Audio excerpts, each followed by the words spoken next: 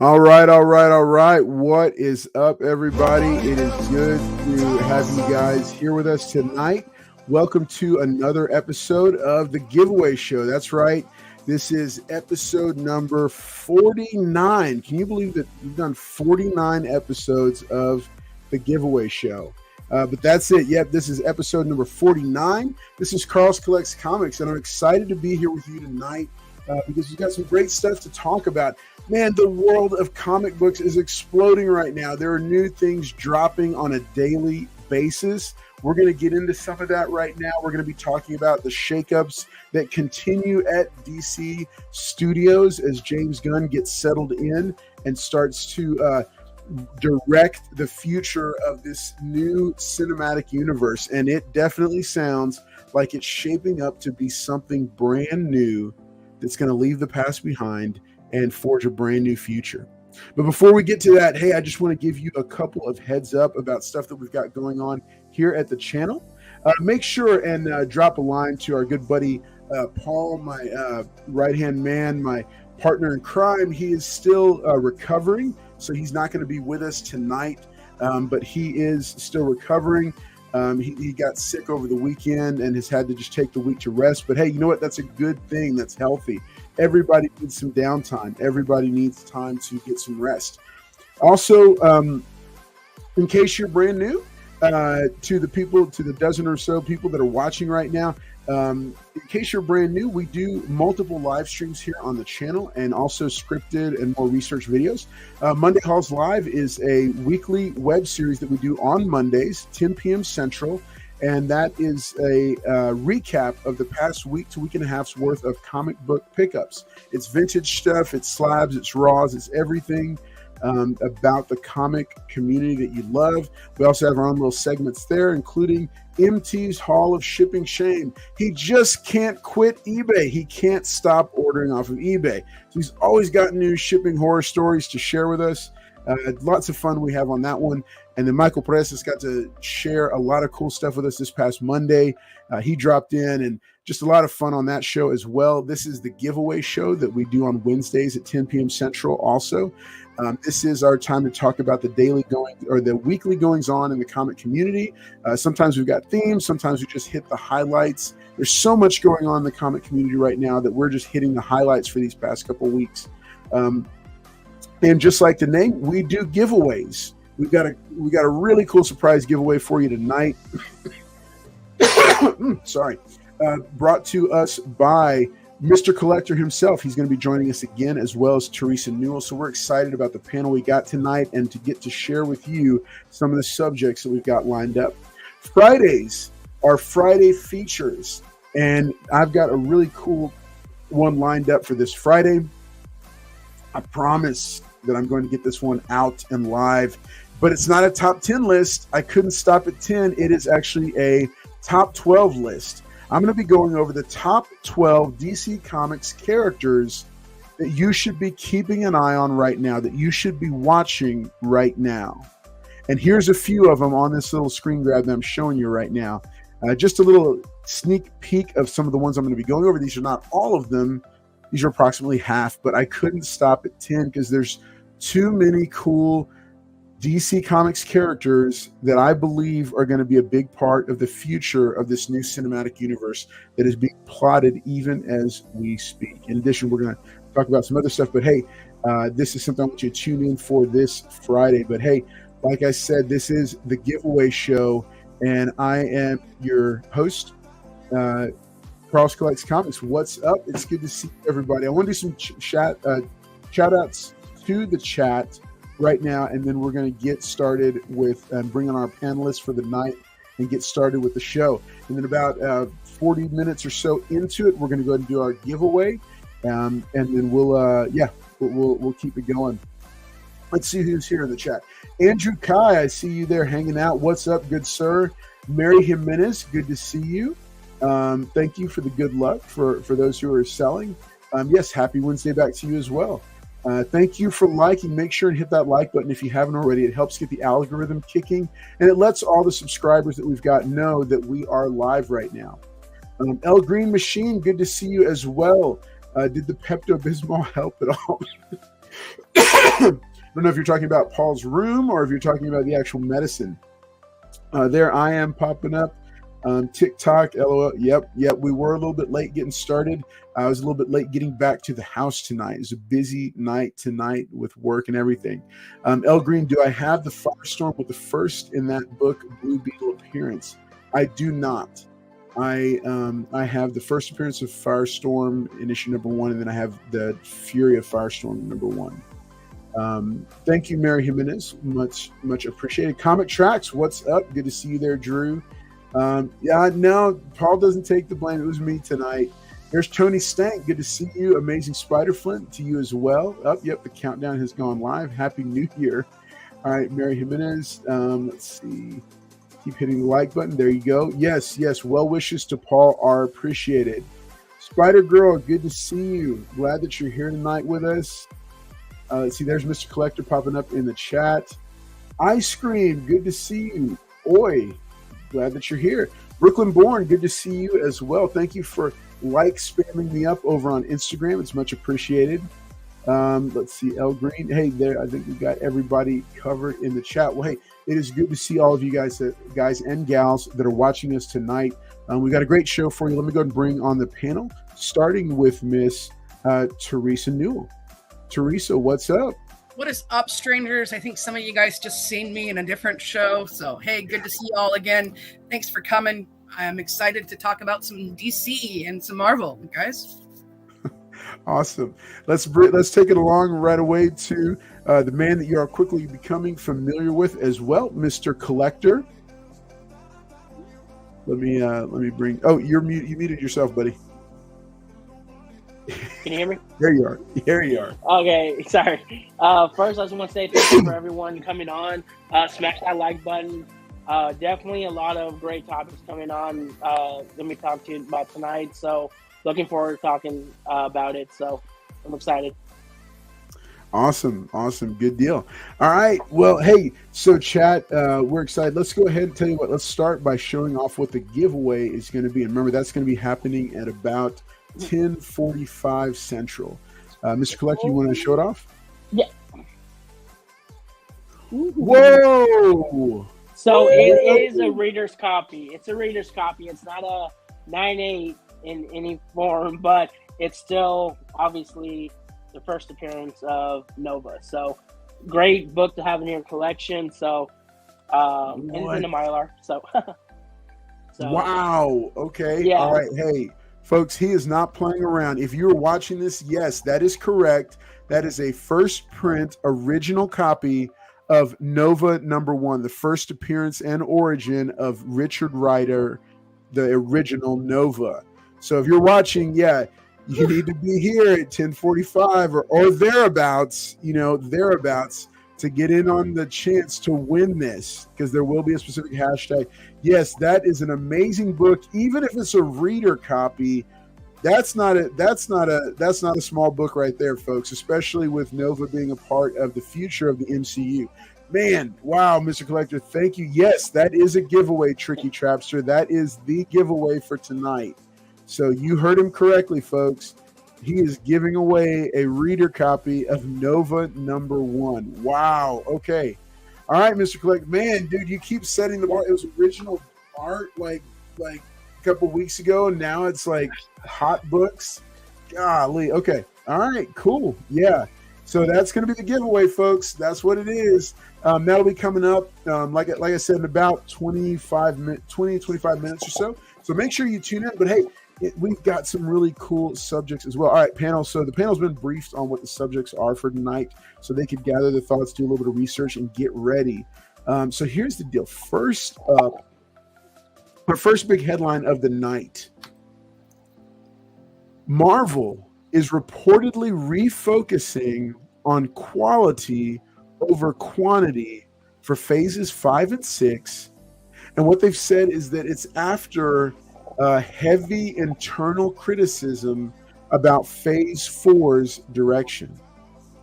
Man, okay, so this is a big deal, because part of what we've heard about this is that, and I'm just going to set this up so the panel can start to dig into this and talk about it and give some opinions and ideas. What I've heard is that what this means is that some of the series, especially, might be shifted to being just the hour-long special presentations. So instead of getting full series for some of these characters and things, I don't know about the feature films, but what I've heard is that some of the series that were slated for having a full series are actually being redeveloped to just be a Marvel special presentation. So this right here, the proof is in the pudding. You know, when people debate about the merits of Phase 4, this is an obvious sign that it wasn't exactly what Marvel Studios was hoping for. So, hey, I want to open it up with the panel and see, what do you guys think about this? I think it's great. I think it's awesome. You know, quality over quantity is important anyways. So, you know, everybody's kind of hemming and hawing after Moon Knight. I mean, some people liked it, don't get me wrong. Some people like or She-Hulk, excuse me. Sorry, I've got She-Ra on my mind for other stuff. Sorry, guys. But, you know, some people like the She-Hulk, some people didn't. So instead of doing like these 5 or 6 episodes that are kind of they can squeeze it into one hour long special or something like that, which I think is pretty cool. So like instead of having a lot of these TV series or the movies, like I think, you know, adding like the secondary characters, or not necessarily secondary, but the not the main characters into like those hour-long shorts or something. I think that'll be great to kind of explain like who they came or how they came to evolve and stuff like that. So. Yeah, no, that makes a lot of sense what you're saying. That it can be a good thing. It can be a good thing to do that, especially for some of the characters. How about you, Mr. Collector, or Mark, as I should say? So I actually wrote something down, so I'm going to kind of read it, what I wrote. So yeah. Marvel released Iron Man in 2008, which started the MCU. Since then, leading all the way up to 2019, they made 23 movies. From 2020, they didn't do nothing due to COVID. 2021 to 2022 to right now, they have made 17 movies and shows. So in a 12-year span before these last 2 years, these past 2 years, that we've made up 75% of what we did for the first 12 years. Wow. But we've had more headaches in the past 2 years than we did in the first 12. So wow. I mean, to me, that says something. Yep. And wow, if they were to go any further like they are now, in a 10-year span, they will have 85 movies and shows made if they go this route still. Like on paper, yeah, that sounds good, but to me, like, that's just overkill. Like, I understand they have to make their money because they did a Disney streaming service, but at the same time, at what cost is it going to get you? Like, it's not going to make people go to the theater and enjoy the movies if, you know, you're spending so much money making the shows and then not giving the money that you need to make movies. Wow. So to me, they need to start over. And I mean, like I said, first 12 years were great. Not everything was a hit. And I'm not saying everything has been bad for the last 2 years, but I mean, like I said, though, it's just overkill right now. It's just too much. Yep. I think we were so excited when it first came out, WandaVision, Loki. And I think since those were like the premier shows that launched, they spend so much time and money on those 2 shows that everything else that came after it just fell apart because they thought, okay, we got people, you know, attached to it now, so now we can just throw out whatever. And that's not the case anymore. Yeah. So, I mean, that's my opinion on it. Dude, hey, man, that was an excellent analysis because You brought up a point I hadn't thought of, the numbers of it. Yep. What was it you said? What was it you said? So you said that So there's if they in the past 2 years they've done as much 17 movies as and shows. 75% of the first 10 years. 12 years. 12 years. Oh my Yep. God. Yeah. See, It started That's- in 2008. yeah. So I mean, that's just. I mean, you're doing 75% of something within 2 years, and you keep the same way you're going. It's 85 movies or shows that will come out in the next 10 years. Wow. And that's just, I mean, Marvel has endless characters, and characters are getting created every week. But at the same time, you have characters, they're putting characters in that have only been out for a little while. Like, they did Gore, like God Butcher. Like, that's a good villain, but they killed such a good villain, and they put a great actor to play him, and look what they did to it. And to me, it's just I think they're in there just to make that quick money. In 2020, they did nothing, no movies. So I understand they have to make up what they've lost, but you're losing more now than you did in the past. I feel like. Right, because it's quantity. They're just pushing it out for no reason. I mean, if they would have taken the extra time to edit it, or taken the extra time to do a little bit of extra detail or whatever, I don't think it would be nearly as bad. So yeah.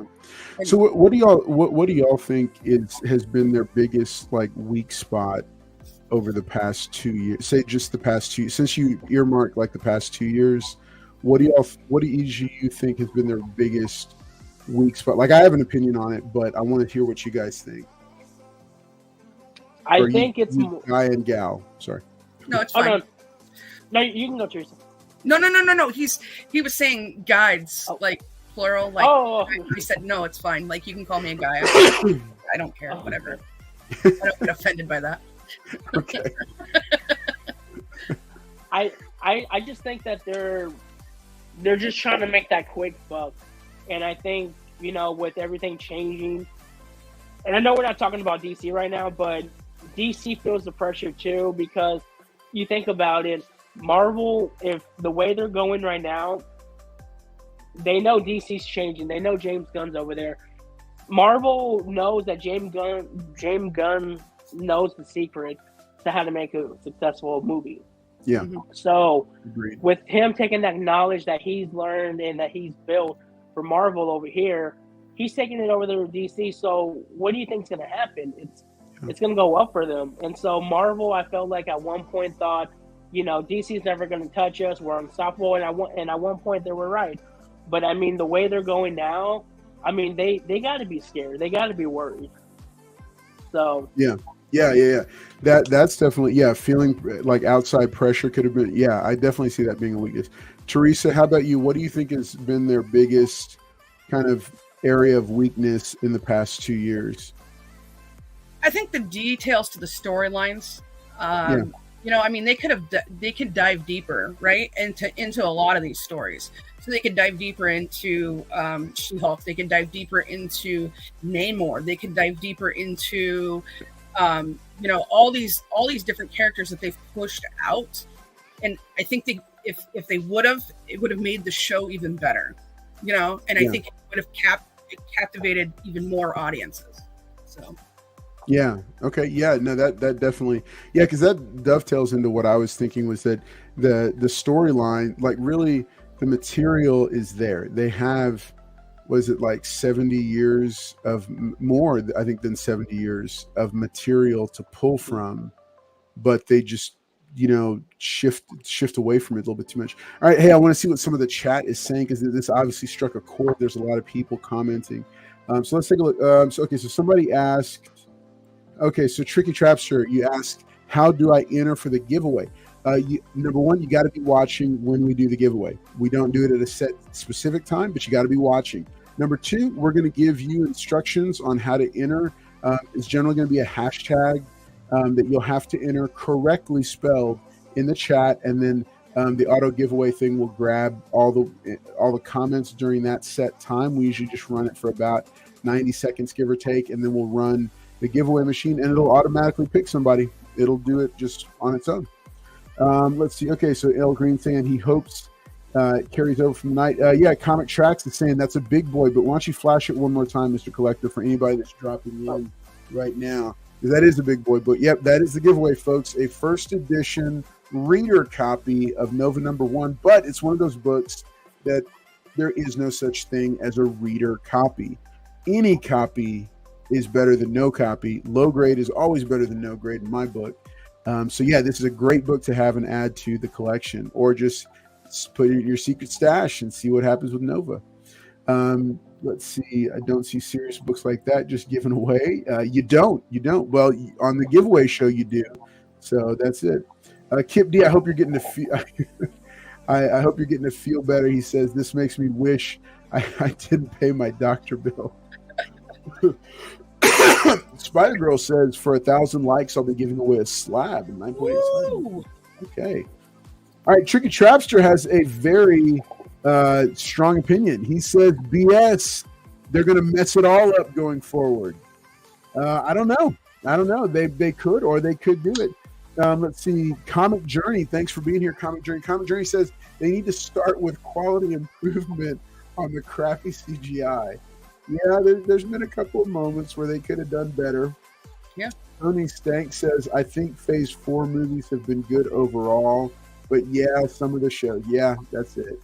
All right. Okay, here we go. Comic Journey. Now we're getting specific. Moon Knight and She-Hulk sucked. She-Hulk sucks more. We are gonna get into mine and the panel's opinions on some of the different shows.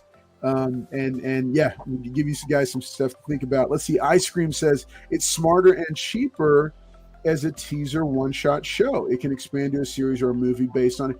See, that makes perfect sense. That really does, because an hour-long special presentation to test the waters for a character and see how they're received, absolutely a cost-effective way to do it. That, yeah, it makes a lot of sense, Ice Cream. She-Hulk was okay if you were high. LOL. Okay. All right. Newell is all over the place tonight. I am. Like I said, I'm working. I'm working. Working it. She is working it. Hi again. LOL. Hiya, Mary. Okay, there's a little sidebar there going on. Okay.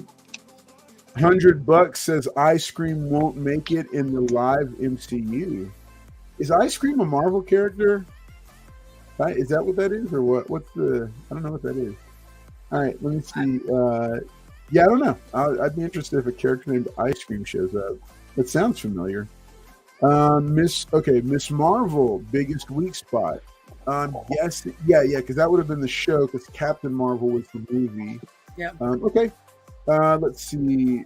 Miss Marvel from El Green. Jay Wall says mid Marvel.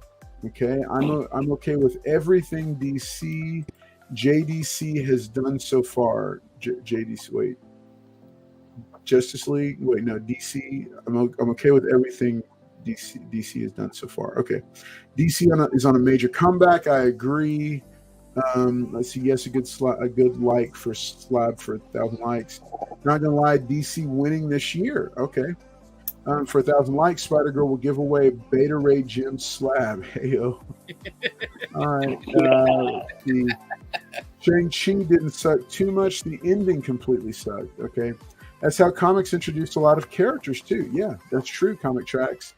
They'd get a preview or spotlight issue to fill it out for. Exactly. Yeah.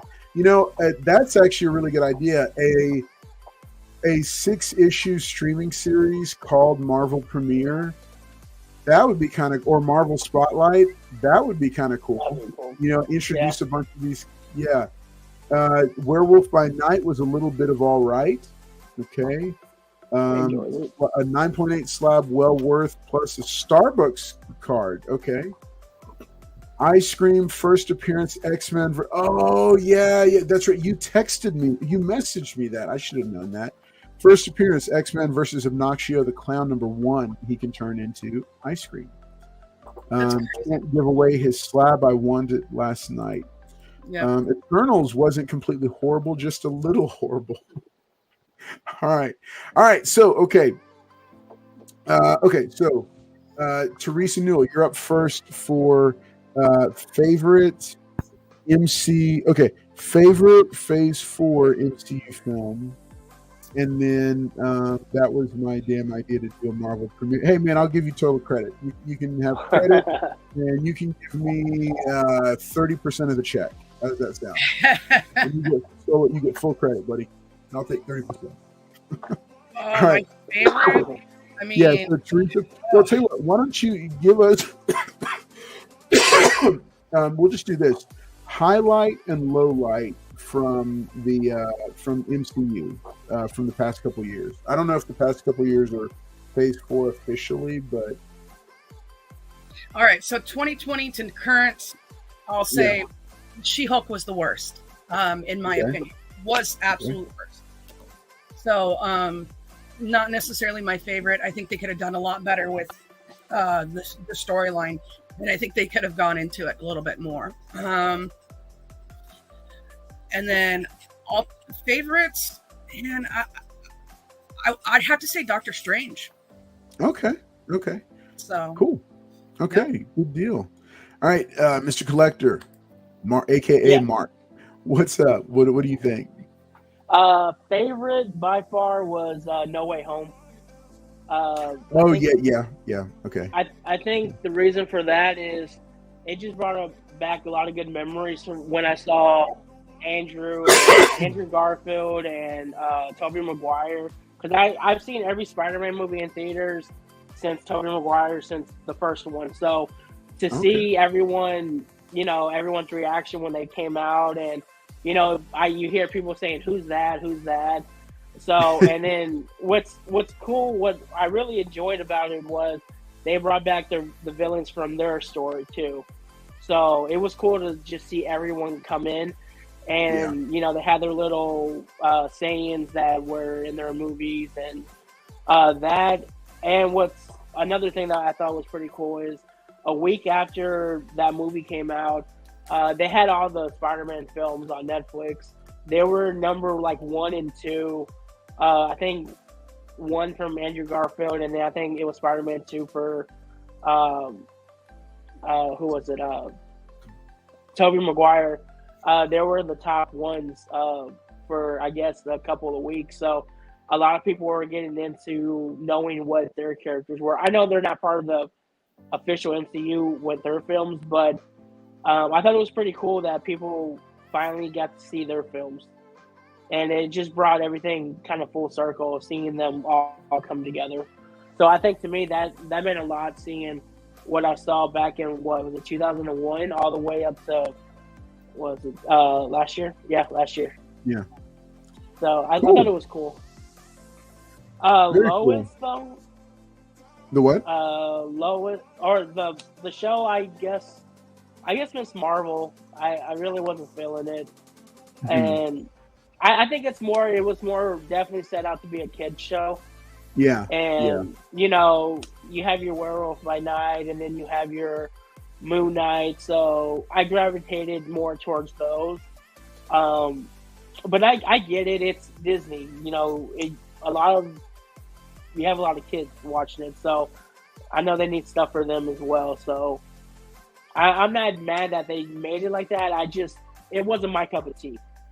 Yeah, but that's probably it though for me though about I guess the lowest one. But we're all kids at heart, right? So we're all kids at heart. Yes.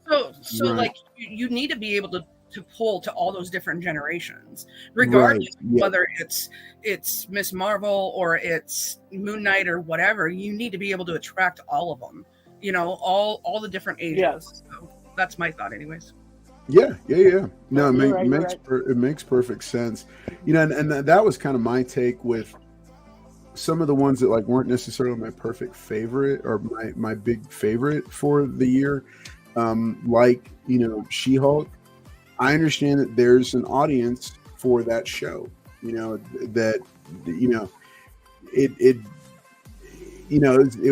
was what I felt like was kind of, like what they said it was going to be. It was like his Ally McBeal, but for superheroes or with superheroes. And yeah, I mean, it was, it was a certain, yeah, there was a demographic. Now, the thing is, I don't know that demographic are people that are going to watch superhero shows and respond to them. So I think, was She-Hulk a little bit of a misfire? Probably, yeah, because I think Marvel wasn't quite reading the room. Like, of all the audiences, like of all the demographics that I could look at on a sheet, right? That, 30-something single ladies was probably the at the end of the line as far as like not really being that interested in getting into the MCU, and so like already, and you kind of have to start from, because like kids, yeah, Miss Marvel was absolutely a kid show, like a tween show. It was aimed at tweens, and it was absolutely geared towards them, right? But there's a part of them that's going to be drawn to it already and want to get into it and be on Disney Plus already because they grew up and they're looking for something a little bit more, but not quite as dark and deep as Moon Knight or something, Werewolf by Night. So yeah, there's that audience for it. Real quick, let me see what the chat is saying. Okay, so Tony Stank says Werewolf by Night was fantastic. Guardians of the Galaxy Holiday was special, was good. So far, the special presentations have not disappointed. I agree. Let's see, nice shirt, Bum. Yeah, they like it. Wearing a Cyclops shirt. Nice. Tricky Trapster says, if Multiverse of Madness is the last Marvel movie I've watched ever, I'll be satisfied. Yeah. I really like Strange and No Way Home. No Way Home number one. L Green says No Way Home number one. Definitely She-Hulk was too fast. It sucked anyway. Comic Journey, Werewolf by Night was the best of 2022. The worst was Thor: Love and Thunder. Let's see. I didn't like Miss Marvel because I couldn't relate to it, but it wasn't horribly made. I think it was good for its target audience. Yeah. Let's see. Comic Track says, I think they consistently get the same criticism that all MCU movies are the same and they wanted to mix it up and possibly try to appeal to a different audience. Yes, very fair statement. But it's the classic mistake of trying to make everyone happy and ending up making no one happy. Yep. Even a major studio that 5 years ago was heralded as the pinnacle of filmmaking franchises, yeah, even they can fall into it.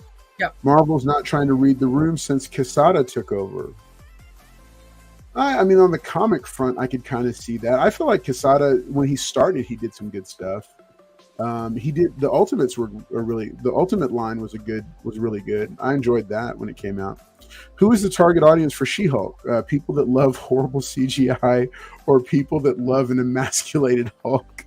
They made the Hulk a complete wimp. I can't disagree. Yeah, they did. Yeah, they did.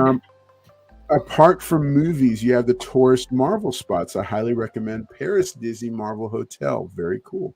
Good to know. All right. Okay, so my picks for favorite Marvel properties from the past couple of years. I have to say, so I really enjoyed Spider-Man No Way Home. I also really enjoyed Shang-Chi because I just thought that Tony Lee was a fantastic villain, and I'm so upset that they killed him off, and kind of even the way they killed him off, because I felt like, like actors like that and Michael B. Jordan from Black Panther, and I just don't like the one and done. But I understand that's the only way they can get some of these guys, because those guys are not going to sign to multi-picture deals, like Tom Hiddleston, yes, I agree. Somebody said earlier that the special presentations, I loved Werewolf by Night. I thought they nailed it. They knocked that one out of the park for what they were trying to do and what they had to work with. And then Guardians of the Galaxy Holiday Special was solid. It didn't really do a lot to change the status quo, but I felt like it was a solid, serviceable holiday piece that, is going to be, it's kind of a mid-grade new classic. I would give it that. I mean, and the whole integration of Kevin Bacon was fantastic. So so those were my favorites. The ones that were not so favorites, I couldn't make it through Thor: Love and Thunder, sadly. So I don't know how that film ended. And it wasn't like some kind of like grumbling about ideology or characters or stuff. It just wasn't that entertaining to me, and like kind of like Fat Russell Crowe was not. I don't know. I was just kind of like, I was like, what? I mean, I just kind of was like, I don't know how I feel, but I was just like, well, I shouldn't say that. I should maybe chunky, fluffy. I'll use fluffy. Okay, fluffy Russell Crowe. I don't know. I just didn't really buy him as Zeus. I mean, man, I was expecting somebody who topped Anthony Hopkins, who played Odin. So I kind of felt like, if you set the bar with Anthony Hopkins, then you got to go, even higher grade for that. Let's see. Yes, somebody just mentioned Moon Knight. I did like Moon Knight. However, it was not the Moon Knight I grew up on, and it wouldn't have been my choice for how to do a Moon Knight story. I think if Moon Knight done as a character study for someone suffering from a mental illness, fantastic. But Moon Knight, the adventurer and vigilante that I remember, I get how they were trying to kind of bring it all together, but like I just wasn't as enthused by it because it just wasn't the Moon Knight I grew up on. But again, I love Oscar Isaac, I love it, and I love the characters. So I'm still hoping that, like, I really want to see when he meets up with Werewolf by Night. They've got to do it now that they're both in the MCU. They've got to do it. Yeah. And then imagine Man-Thing jumping in to defend Werewolf by Night against Moon Knight. Yeah, now you're talking like some fun. Like, I would love to see Moon Knight just get chunked through a wall by Man-Thing. And then, that'd be pretty cool. Let's see. Moon Knight, I can see it being a little bit confusing. The other, what was I going to say? The other one. Most of the rest of it, I watched them. Doctor Strange 2 was cool. I thought it was neat to have the Illuminati show up. And how they really just kind of opened up the whole multiverse and did that. I'm trying to remember all of them now.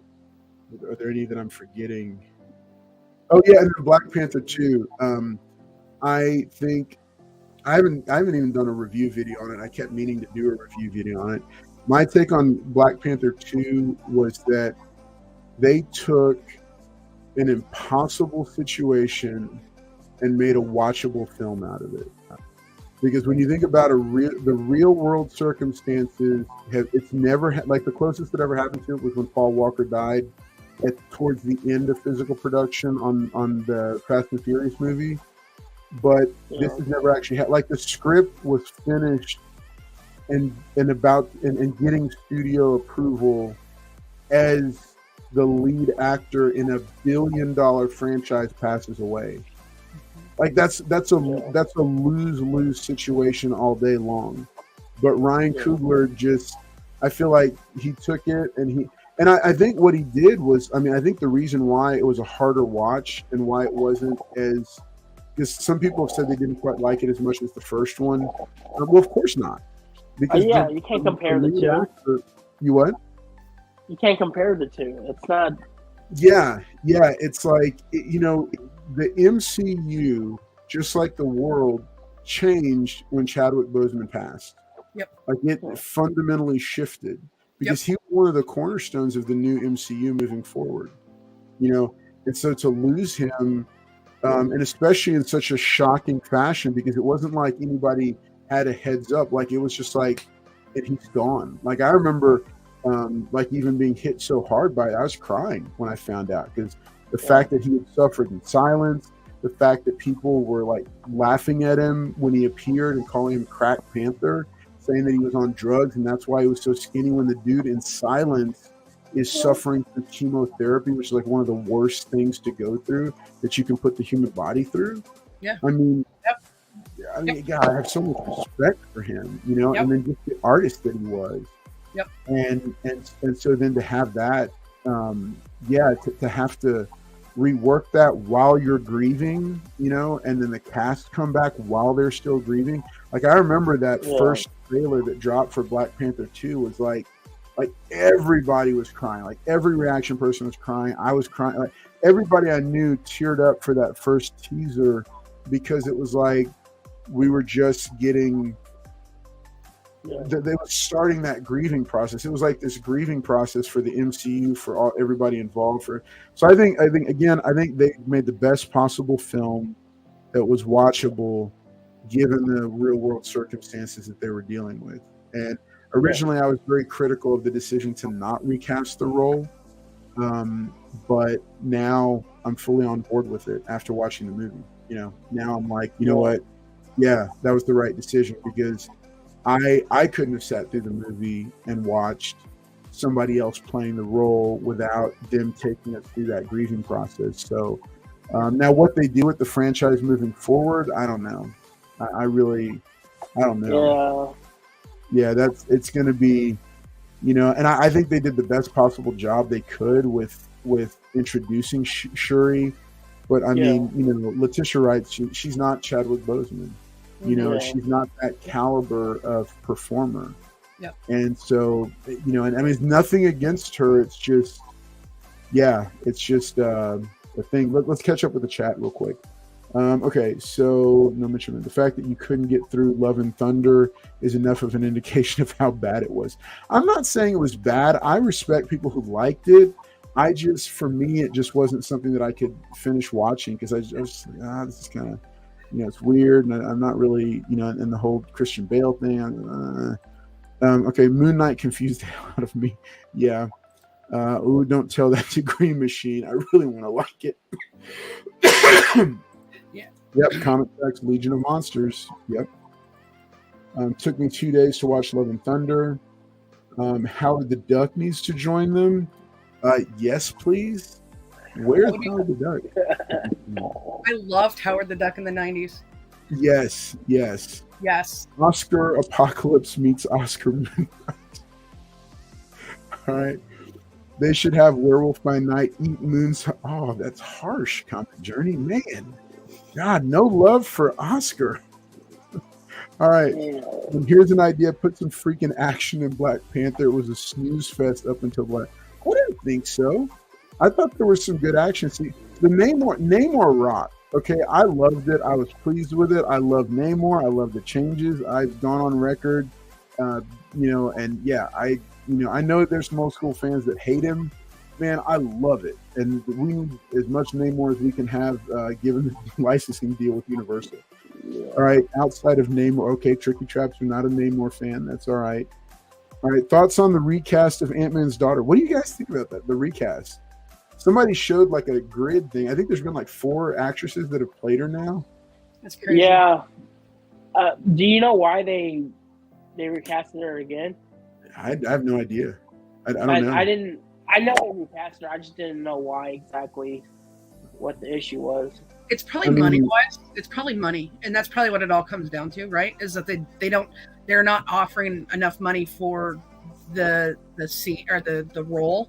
And I think that the first person that was the daughter, or that, you know, they wouldn't re-sign her or whatever. She didn't re-sign with them because of the money, or the fact that they're trying to tell the story in past tense.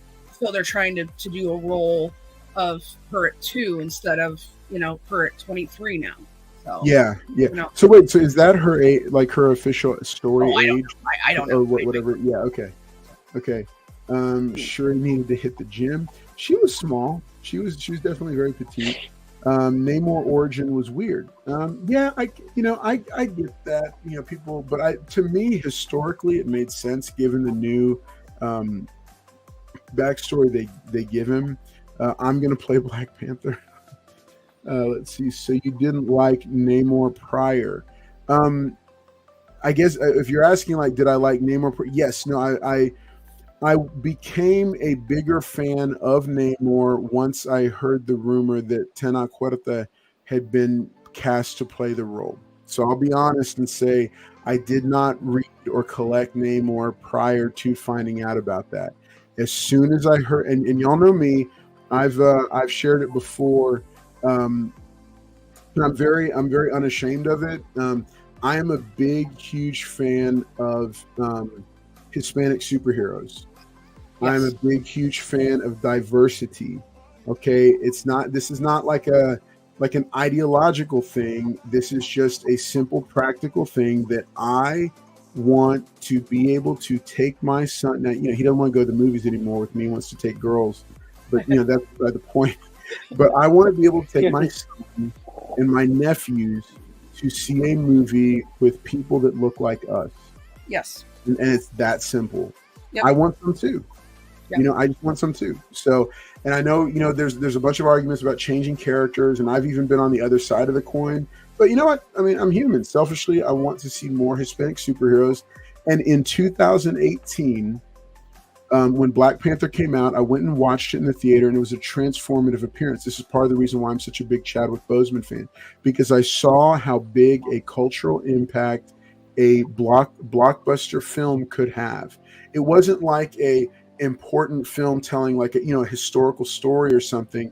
It was a completely fictional story showcasing a person of color whose power set and origin was tied to their culture. And that's what I love. And so I remember coming away from that and saying, I want to start collecting Hispanic superheroes. So in February of 2018, that's what I started doing. And now I've got a huge, massive Hispanic superhero collection. And it's a big thing that I spotlight from time to time here on the channel. But the other thing I want to say is I tweeted both DC and Marvel with a simple question. And I don't know if they saw the tweet. I mean, who am I? I'm not anybody like important or special or anything. I just sent a tweet to them because I said, I'm going to say something to each of them because I just need to say this. And I said, hey, I just watched Black Panther and I loved it. It was fantastic. And I loved seeing all the people of color that responded to this character and got to see a reflection of themselves on screen. But when are you going to make Hispanic superheroes? Because to that point, the only major character in any Marvel film was Lewis from the Ant-Man films, the comedic thief partner of Scott Lang. That was it. DC, yeah. I don't even think they had anybody. Really, to be honest, I couldn't think of anybody. And then as I started collecting Hispanic superheroes, I realized how few there actually are. And I was like, whoa, that's why I was talking about White Tiger like 2.5 years ago, before anybody even knew who White Tiger was or cared. That's when you could find Spectacular Spider-Man #9 for like $5 in the back issue bin because nobody cared about it. And I remember I got my copy of Deadly Hands of Kung Fu, which is now like a $300 book. I got it for like $15 at my LCS in high grade, because I was really, I was really into it. So I, again, selfishly, I love what they did with him. I love that there's now multiple Hispanic characters coming from both Marvel and DC. And I want to see more. But that's the thing. I don't want to exclude anybody else. I want everybody to get some different types of characters for whatever their thing happens to be. Let's take a look real quick at the chat, and then I want to hear from our folks. And then we're gonna guess what? We're less than 10 minutes away from doing our giveaway, guys. Less than 10 minutes away. All right, let's see. Okay, let's see. We saw this already. So they wanted a more well-known and up-and-coming actress for that role. That's what I heard. Yeah. Blasphemy is the one unforgivable sin, Carlos. All right. Yeah. Hey, man, I like Namor. I'm sorry. All right. Haven't seen it yet. Should I? Is it worth it? Starscream, if you're asking about... I guess, Black Panther 2, absolutely, it's worth seeing in a theater. You may not like it, but, I thought it was worth seeing. What? What? Michael B. Jordan is supposed to play Superman? Yeah. That was the past iteration. Oh, okay. Atlantis was from Greek origin as a Greek American. I can't stand the fact that they race swapped one of the few Marvel heroes we had. That I completely understand. and I do. I am. Man, yeah, I'm. This is one of those things. Is like when they race swap, it's like somebody gets cheated, and I get that. I understand. Oh man, I feel for you, Comic Journey. I really do. I really do feel for you. Oh man, that's a tough one. That's a really tough one. Marshall Warpath says, I love the fact little Hispanic boys can finally relate to the superhero genre. Me too. The only color that matters is green. Starscream 69 dropping some you need to watch American Me if you want to see it. I loved it. I thought it was great. But here's the thing. I don't like to see nothing but films with Hispanic leads that are criminals. I want more than that. Which is why I love Battlestar Galactica, because they took the OG of Hispanic actors, Edward James Olmos, and cast him as Adama. Yes. Love that series. You know what? Hey, fun fact. Edward James Olmos is dodging me because he knows I want his signature. He has skipped 3 comic conventions now that I went to see him, and he skipped them. He dropped out. Just letting you know. Because he knows Paul. Yeah. Right. Because he knew Paul was going to come up and harass me while I was. And he's going to be there for that. All right. All we have is Hercules, Wonder Woman, and Shazam left. They better not race swipe them too. Hey, interesting news. If we get to it tonight, we are going to talk about what's going on over at DC. Massive shakeup, folks. There. It looks like there might be a new Wonder Woman coming our way, and I don't know. Shazam possibly also. Yep. I don't know. It's wild over there. Okay, JT Comic Book says, what up? Late to the party. JT, you heard there was a Nova #1 going up. That's what it is. I am under no illusions that the 30-something of you watching right now is, hey, but great. Wait, we're all glad that you're here. We hope you're enjoying the conversation. We are missing Paul tonight. He said, make sure and hit that like button if you haven't already. And if you're not a subscriber to the channel, why not? You're probably subscribed to much less interesting channels as well. So go ahead and subscribe to this one. We're going to be announcing our 1,500 giveaway, 1,500 subscriber giveaway. I think next week for the 50th episode, and it'll be a big one. Man, y'all Michael are Jordan. sick. Jeez. I was sick. I was sick. Michael Jordan, Creed is supposed to play Superman. He was, but his production, that version has been shelved, and they are going to redo it. Poor Ireland, it only has Banshee, a guy who just yells at you. I don't know if he's the only Irish superhero. Oh no, wait, you know what? Spider-Man 2099 is half Irish and half Hispanic or Mexican. There you go. I'll share them with you, 50-50. All right, Banshee flies too. He does. Yeah, his production company had a deal to produce it, but I think that is also dead. Let's see, it's not up to 1,000 likes. If possible, hit that like button. I love to write. I have a Marvel Max Atlantean story I'd love to see happen. Hey, you need to publish that, Tricky Trapster, online and put that out there in the universe. Dang you, Carlos, I was going to stream and you sucked me right into this conversation. Well, good. I'm glad you're here, Comic Journey. Sometime you need to join us. Hey, if you think you're opinionated and you've got something to say, and you can keep it PG-13 rated, because we do try to keep it family friendly, then I'd love to schedule time. Hit me up on Instagram. Love to have you on sometime. Third Ant-Man's last name is O'Grady. That's right, Eric O'Grady. That's correct. That is correct. Comic Journey says Banshee's daughter is Siren is Irish too. True.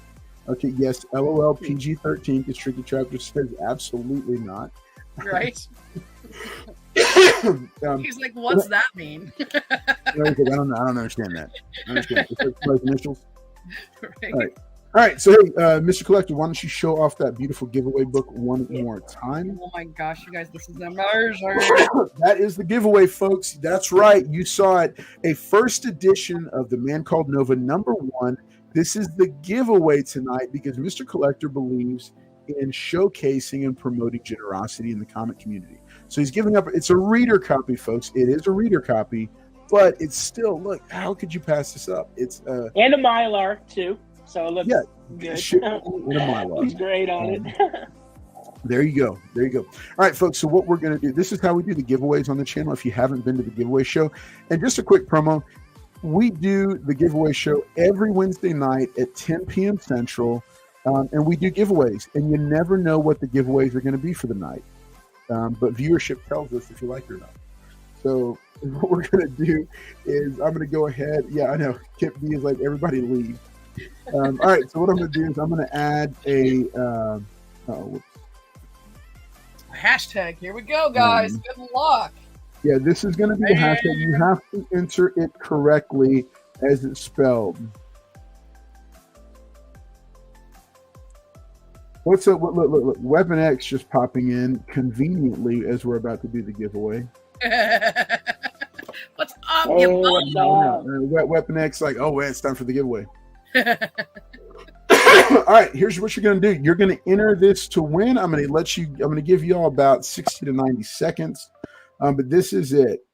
Hashtag Mr. Collector Nova. You have to enter it just like it is in order to win.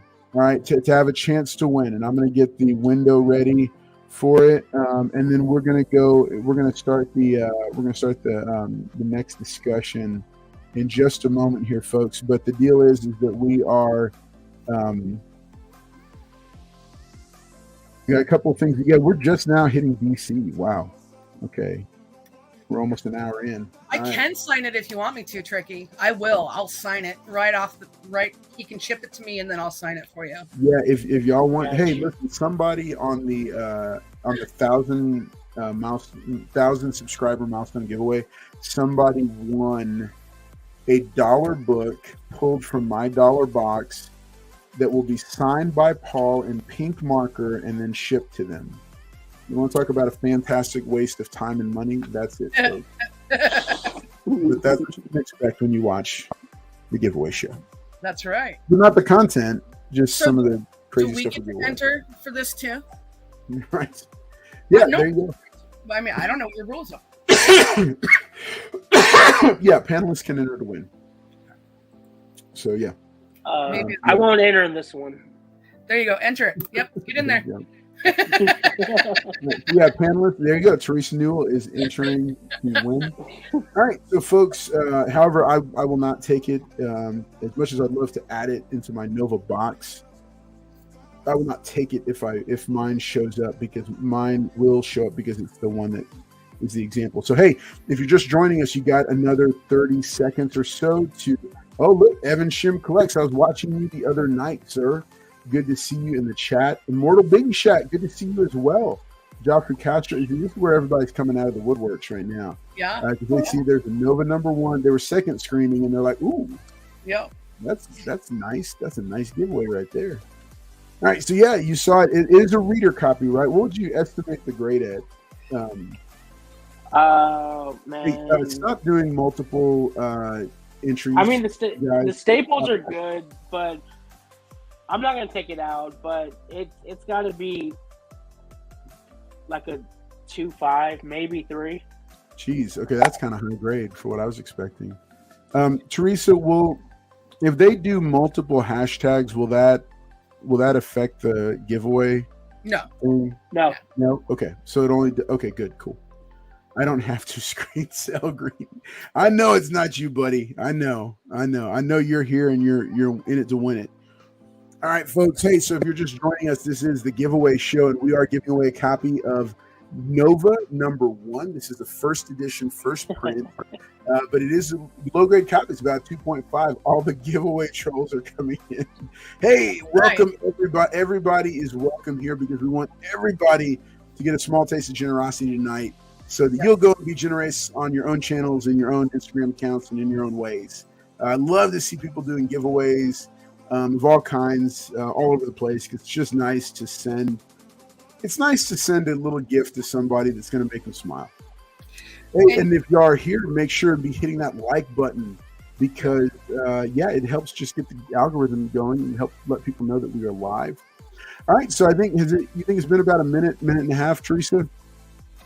I think so. I think we should draw this. Let's do it. All right, let's do it. Then I'm going to go ahead and drop an inline here. Not that that's going to make a difference, but I'm going to go ahead and drop it in there just for old time's sake, let everybody know. All right, so let me share the screen here. All right. Weapon X, if you do win, yours does come with tamales. So yours is the only one, though. What? I didn't know tamales were in this. Dude, no, you're sending me tamales. Those are like that's some of my favorite. And that's a Mexican thing over here. That's Theresa. Houston. Theresa, you need to consider coming to the convention in March. The StrictlyCon. I keep calling it StrictlyCon, but I know that's not the name, but I can't remember the name. The problem is my work schedule. Or ShowCon, something. My work schedule is SuperPowerCon. I don't know. He needs to send me graphics for it or something. I'm supposed to meet with Edwin this Friday. All right, yeah. Hashtag we want tamales. Hashtag giveaway stop. All right. Yeah, I want to get some tamales. I want some fun dulce. I've been craving fun dulce for about 2 weeks now. All right, here we go, folks. We're going to start collecting comics. 25 entries and 30 people watching. There's a couple of shy people you could have entered. Hey, you know what? If you're shy, go ahead and enter a hashtag right now. I'll enter you in, no judgment. If I win, I'll send you a hero. I'm one of those shy people. All right, folks, here we go. You're always drunk, Tricky. I hope not always. All right, here we go. In 3, 2, 1. There we go, folks. There we go. Good luck, everybody. Good luck. Good luck. Uh-oh. What? JT comic book. Man. JT Are you here comic still? book. Man. Look at you. Congratulations, JT. Congrats. I don't know what it is, Mr. Collector, but somehow you keep winning with these local guys. So you don't. He's local too? Huh? He's local too? Yeah, JT is local also. Okay, this comes with tamales too, I guess. He knows what? No! He's local. I can't mail no tamales. You can ship some. JT ducked in like 5 minutes before the giveaway started because he was like, "Oh, there's Nova #1." Like he could smell it. Yeah. JT's won like I don't know. He's won like multiple giveaways for all kinds of stuff. Is he even I think here? Actually, no. Paul sees JT more than I do. All right, so hey, congratulations, JT Comic Books. Look, JT, you know what I should do if he's not watching and he doesn't comment like in the next minute or so, I might take it away and give it to somebody else. Ooh. Let me see. I want to see if he drop in and just leave a hashtag and then leave. I shouldn't be calling him that. He's a cool guy. All right, JT, drop a comment. Let us know that you're here and watching still. Oh yeah. Dude, JT's got massive bicep. He's got massive bicep. Weapon X hashtag dusted. That's it. Oh, Green says run it again. All right, JT, come on, man. I'm calling you out. Come on, you need to drop a comment, dude. Where are you? All right, I'll arm wrestle this guy. Hashtag giveaway. Called you a giveaway troll.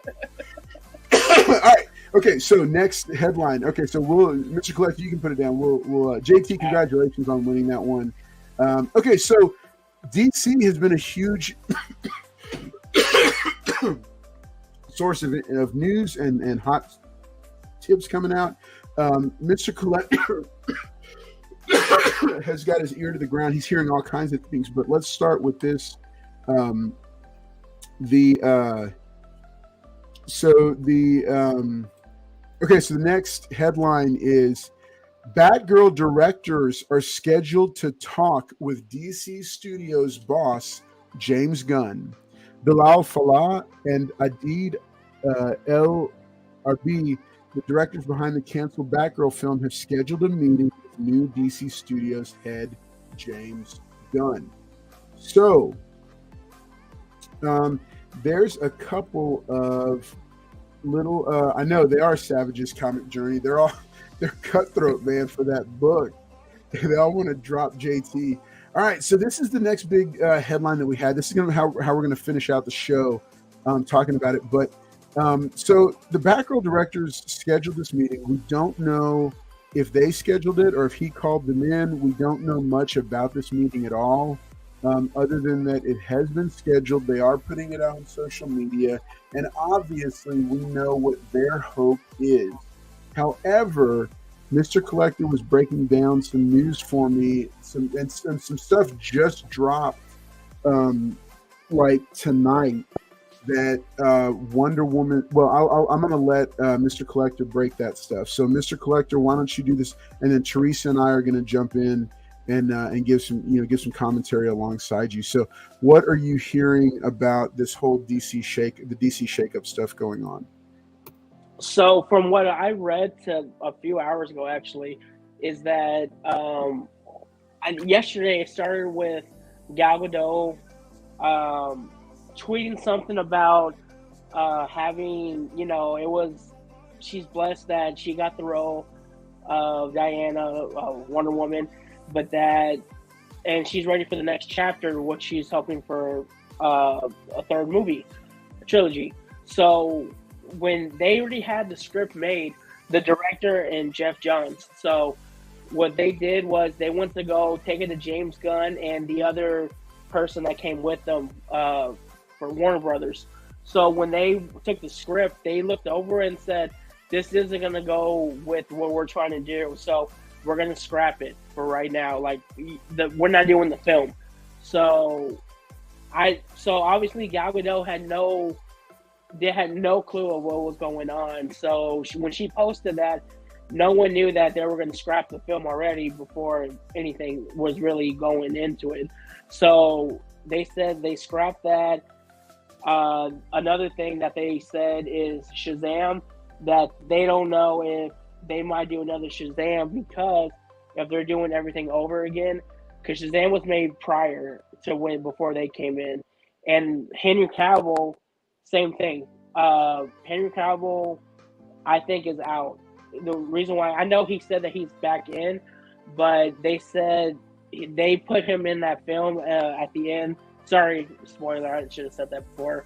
But The Rock went on like late night and talked about. I think it's fine. You're good. Okay.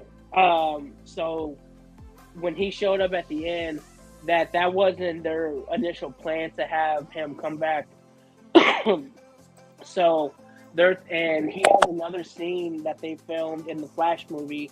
So they pushed that film back again to June 16th now, I believe. And there's a scene where Henry Cavill's in there as a cameo, but as of right now, I'm hearing that they're going to take him out of that part, because they're going to do the whole recasting thing and take him out to leave it like he was never in there, because his cameo part has something to do with the next Man of Steel. So they're keeping that out. So they just want to start fresh over. Now, from what I've heard about the Batgirl situation, they interviewed the two directors that were part of the film, and they asked, why do you think the movie didn't get released?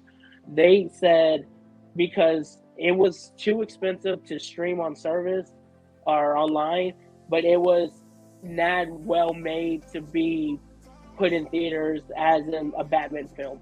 So it was a lose-lose situation for them. So the $95 or $93 million that they've lost, they would have lost more if they tried to make that movie again, or try to, I guess, bring it back to life, I guess you could say, because that film didn't have any visual effects in it. They said that they didn't do any of the visuals, and that's going to cost millions and millions of dollars more. So they're already out of that $95 million already. And if they were to even add that visual effects, that's more and more and more money out of their pocket.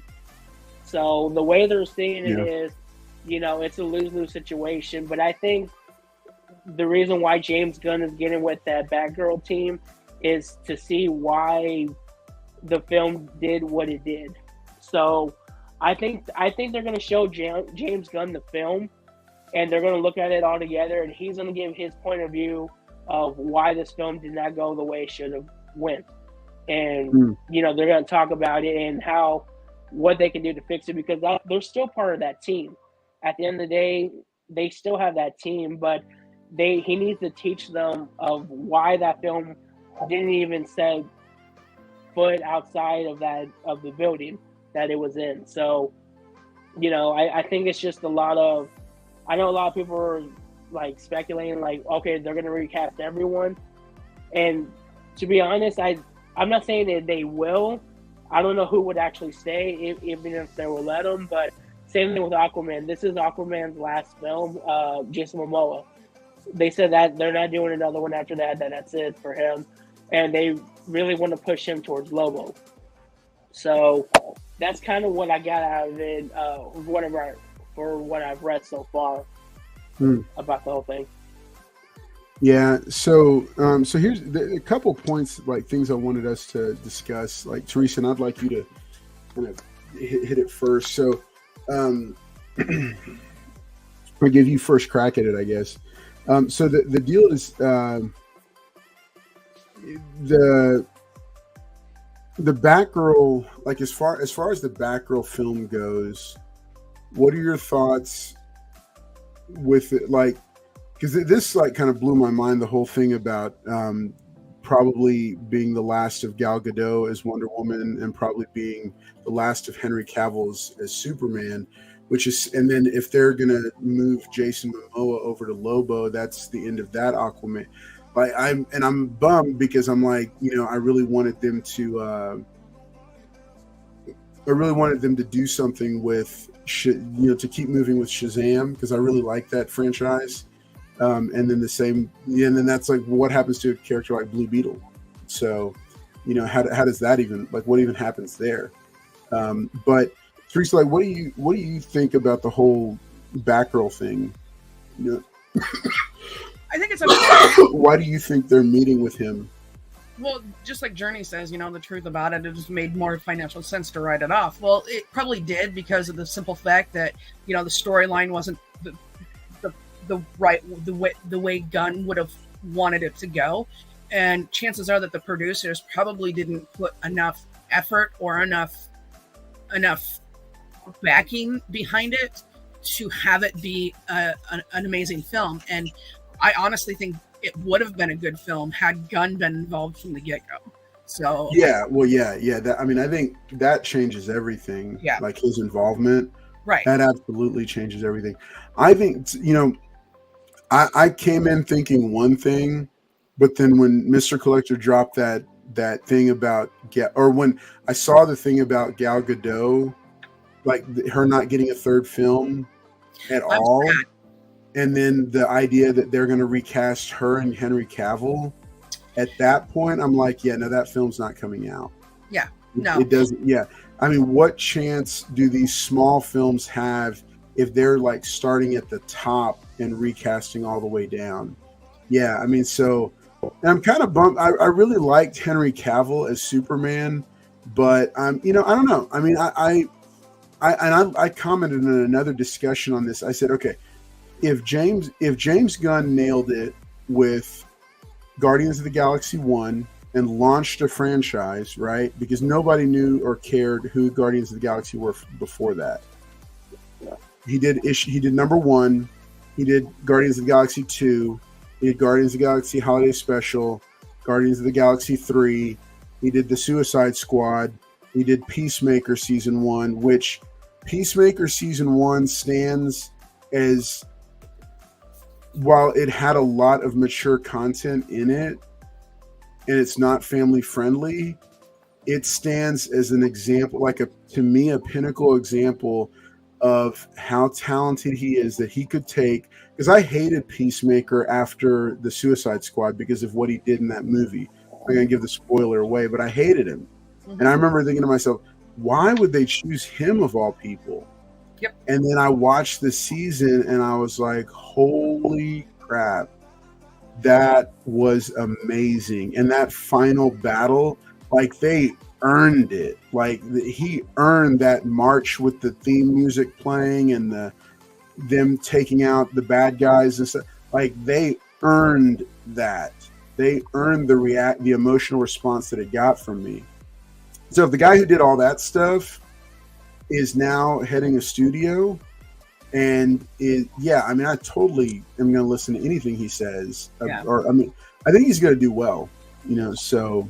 I'm kind of disappointed, though, of the fact that they are getting rid of Wonder Woman, the character of Wonder Woman, just for the simple fact that, like, they can't even do a Justice League now. Yeah, well, I mean, but I don't think they're getting rid of the character. Right. I'm saying the same cast. So it's just like Captain America, and then you got Iron Man, and then you got Black Widow, and you got all these, and then they come in to form the Avengers. Like, they're the same cast. They've never changed, and they've come in and formed the Avengers. Like, why can't we do that? Or why can't they do it with the Justice League? I mean, that would be amazing, right? I know it's gonna kind of do on the Marvel shirt or coattails or whatever, but like seriously, like that would be, I think that would be phenomenal to be able to see that kind of thing.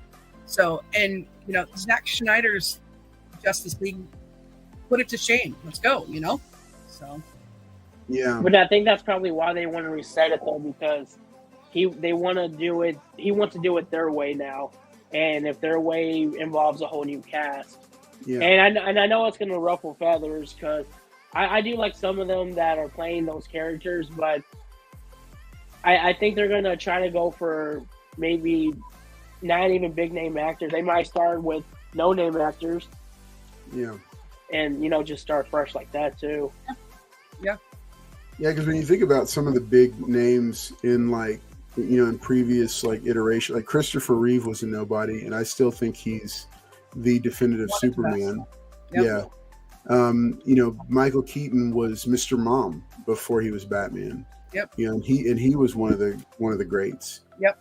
And so I think they're I don't know. I mean, I'm bummed to think of the idea of no more Gal Gadot because I think she was a solid Wonder Woman. I don't know that she was awesome. I would say she was the best, but I thought she was a solid one.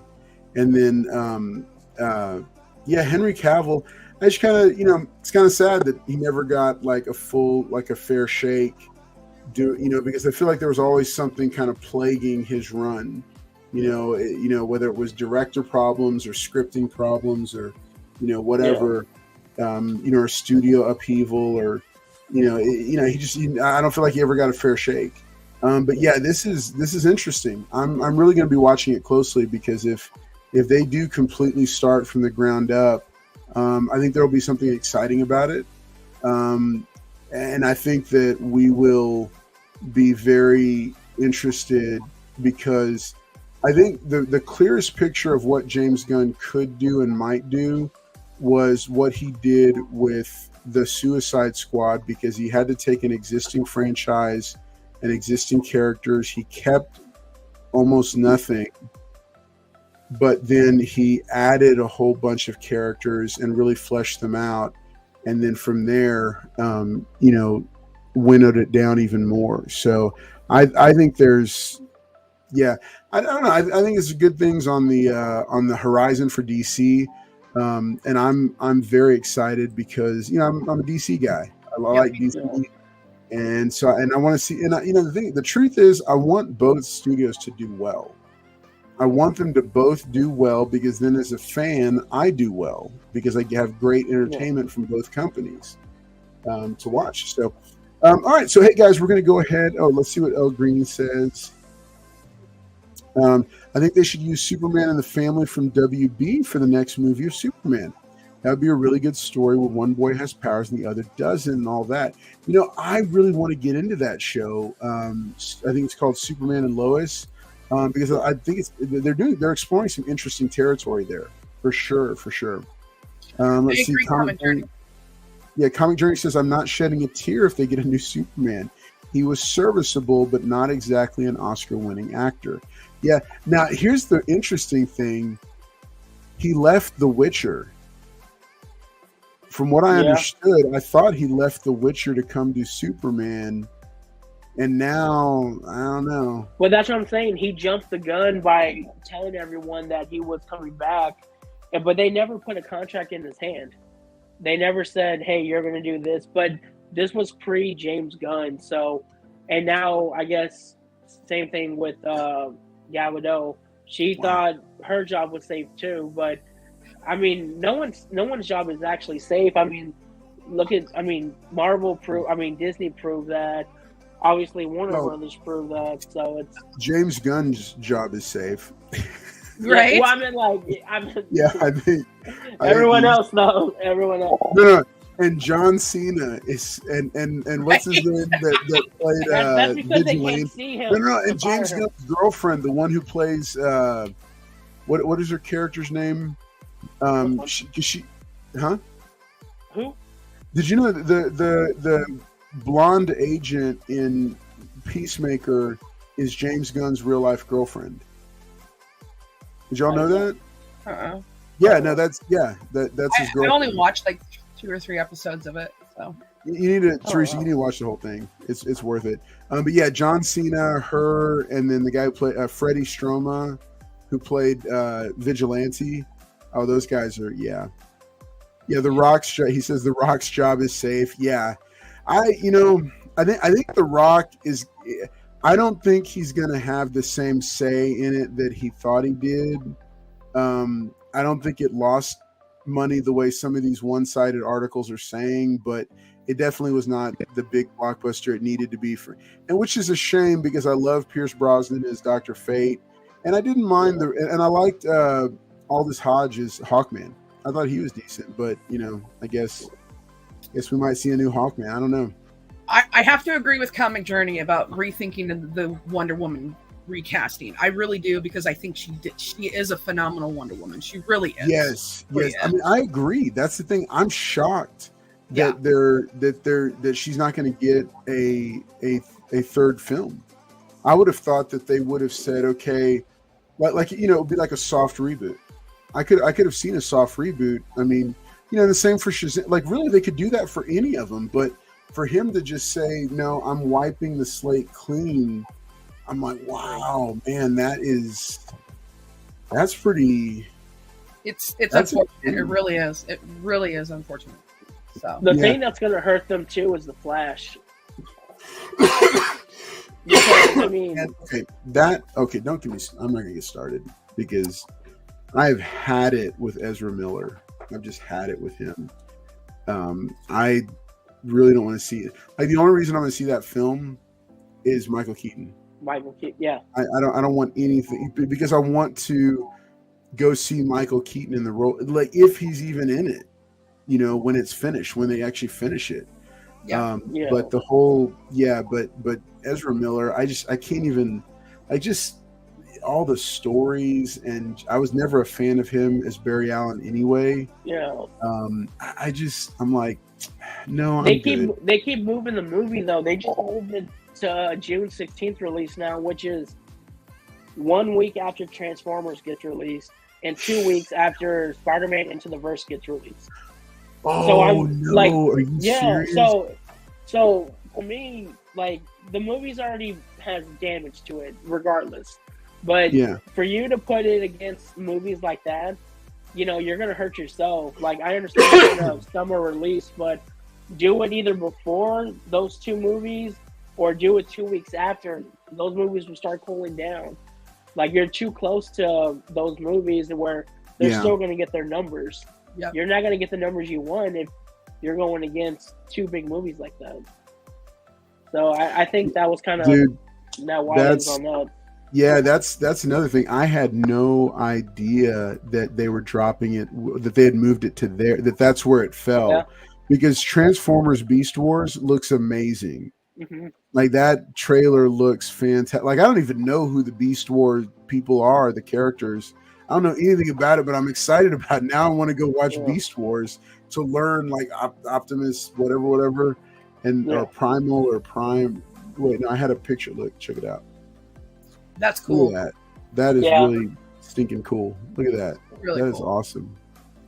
So yeah, I mean, I thought the trailer was fantastic, but it's gonna be and then Into the Spider-Verse, like the biggest, one of the biggest hits, like the so sequel. yeah, that releases 2 weeks prior to that movie, then Transformers, then Flash.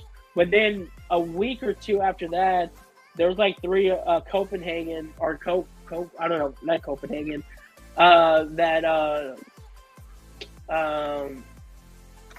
There's like 3 other movies coming out that are supposed to be big as well. So it's just, you placed a movie where you're not going to get the money you want. Yeah, or they just are like, you know, they're what? trying to compete. Yeah. Yeah, that's true. I have to agree with you. I think the Flash movie is going to be a lot better than what people are anticipating. I really do. It does look good. It looks good. But at the same time, I don't know. The only thing that sucks is if it is a good movie, you're not going to get them back. That's the worst part of it. You can make a great movie, but you're not going to get nothing else after that with him in it. Yeah. So that's what sucks. Yeah. Okay, so some people are saying, everybody seems dubious about the loss of Gal Gadot as Wonder Woman. Comic Journey, I sharply disagree. I love Zachary Levi's portrayal of Shazam.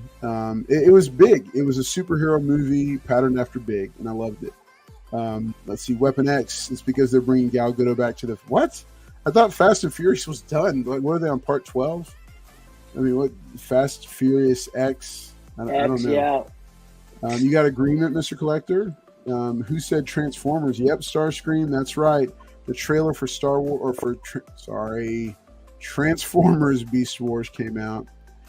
Those Transformers toys will be great too. True, and it's super expensive. The Goofy Kid on Flash wasn't horrible. He's not great, but they could have definitely done worse. I bet you Flash will make more money than people expect. It will probably be decent.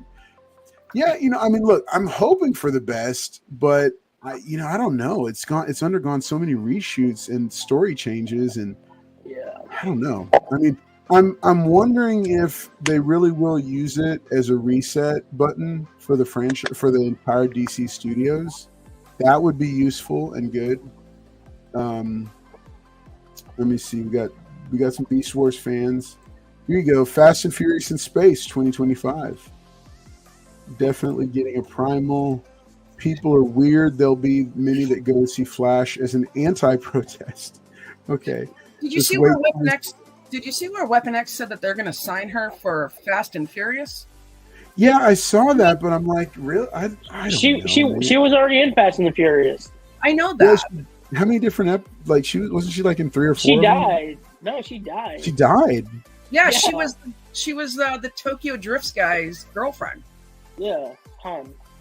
Yeah, I don't remember. Oh, that's right. Yeah. So how can they bring her back?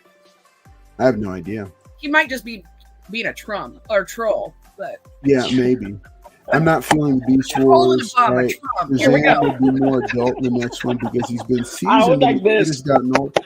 This is a good note about Shazam. Okay, yeah, true. But remember, her boyfriend died and he came back. Yeah. Chris Pine. But yeah, that was like a wish stone thing or something. All right, we never see her body. All right, ha ha ha ha. It's a joke. Okay. All right. Hey, so yeah, thanks so much, you guys, for hanging out tonight. We're gonna go ahead and bring it in for a landing.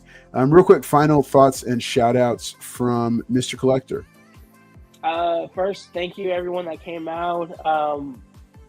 We didn't get through everything we wanted to talk about because there was obviously a lot of things that came out before we went live. So trying to update with that. So everything I guess we missed this week, I guess we can probably talk about it next week. But other than that, thank you. And Paul's still out, not feeling well. So please message him and, text him get well. You are missed, Paul. So, but other than that, thank y'all. All right, Theresa Newell, what you think? Hall's a bum. You can't miss it. I'm just kidding. You guys give him well wishes. I hope he feels better. Like, I think Carlos got him sick, y'all. So it's kind of why Probably. I had lunch with him the day he started feeling sick. Him and Edwin Strictly Comics was also there, and he was coughing as well. Yeah, so okay. It's possible. It's possible it's both of us. Yep. All right, thank you guys. Thank you guys for being here. Hey, so real quick, I'm going to do something. I don't do it all the time, but I am trying to do a little bit more often. I'm going to say a quick prayer. Let's pray for Paul, and I'm going to pray for anybody else that's sick or injured or recovering. Just because I want you to, I want some positivity headed your way, and so I hope you take it the right way. But here, let me just do this real quick, guys. Thank you for the people that are here and hanging out with us, and guys, pray for Paul that you just continue to heal his body and let him get to feeling better so he can get back out there on the hunt. God, I pray for everybody that's here, that you would just let them experience blessing and God, some positivity this week, and God, that everybody's week would finish out well. And I just thank you so much for us being able to hang out and have fun like this in the middle of a busy and stressful week. I pray this in Jesus' name. Amen. All right, guys. Hey, thank you so much for being here tonight. Love this. I love it when Mr. Collector and Theresa are here. Love having them on board. They're fantastic panelists to have aboard. Trying to get them on as much as possible. But you guys, hey, take care. Drop me a note on Instagram. Remember episode number 50 next week of the giveaway show. I'm going to try to have an extra supersized panel, and we are going to announce the giveaway. It's the next milestone giveaway we do here for the channel is going to be at the 1,500 mark. That's what the survey that we had people voting on in the community tab on the channel. That's what the survey said is 1,500 should be the next one. I'm going to give you one hint, and the hint is that it will be a slab that we give away. So it'll be a cool one. It's going to be a cool one. But you guys take care. Thanks so much for tuning in. Glad to see y'all. Thank you for the hallelujah, Immortal Biggie Shack. Man, thank you guys for having a good pray for my wallet. It's been sick lately, sick of spending money. There you go. There you go. All right. Thank you guys for having a good positive attitude about it. It's just something I like to do. So hey, you guys take care. Have a great night. We've enjoyed being here with you. And a quick note, as I said at the beginning, this Friday I'm dropping a video, top 12 DC Comics characters you should be watching right now that you should be keeping an eye on. Yeah. So it's going to be a different kind of video, but a lot of cool stuff in it. Looking forward to dropping that with y'all. Stay tuned on Friday, 10 p.m. Central. That's when it should be going live, or maybe a little bit later than that. And then next week, we're going to have Monday Hauls. It might be episode number 70 of Monday Hauls, and then episode number 50 of the giveaway. I think it is. Wow, man, 70. That's more than a year's worth of Monday Hauls. That's awesome. Wow. That's awesome. Okay.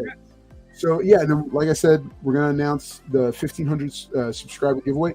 Speaking of, if you haven't subscribed yet, make sure you do so that you're kept up to date on all the stuff and how we're going to do the 1,500 subscriber giveaway. Thanks for tuning in tonight.